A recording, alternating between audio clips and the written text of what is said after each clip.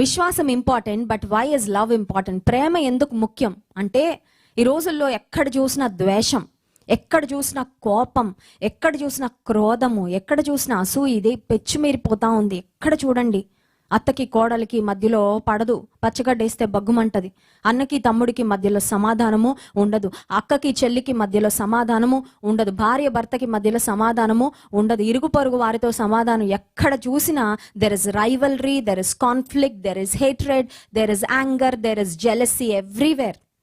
ఎక్కడన్నా ప్రేమ అనేది కొంచెం కనబడుతుందంటే అది దేవుని ప్రజల ఇళ్లలోనే. హల్లెలూయా. దేవుడున్న ఇంట్లో ఏముంటది?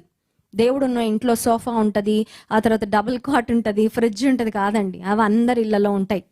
కానీ దేవుడున్న ఇంట్లో ఏముంటది? నీ ఇంట్లో దేవుడు ఉన్నాడు, దేవుని సన్నిధి ఉంది అనడానికి సూచన ఏంటంటే నీ ఇంట్లో ప్రేమ ఉంటుంది. హల్లెలూయా. మన ఇంట్లో ప్రేమ ఉందా?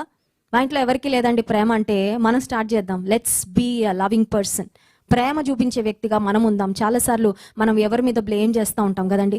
మా తల్లిదండ్రులకు ప్రేమ ఉండదండి అంటే దేవుడు అంటున్నాడు, నువ్వు ఎవరి కోసమో చూడొద్దు, నువ్వు చూపించు ప్రేమ. You start loving people, you start blessing people. నువ్వు విశ్వాసాన్ని కనపరచు. విశ్వాసం లేని వారు కూడా నీ విశ్వాసం ద్వారా దేవుని దగ్గరికి వస్తారు. నువ్వు ప్రేమించడం ప్రారంభించు, నిన్ను ద్వేషించే వ్యక్తులు కూడా నీకు స్నేహితులు అయిపోతారు. హల్లెలూయా.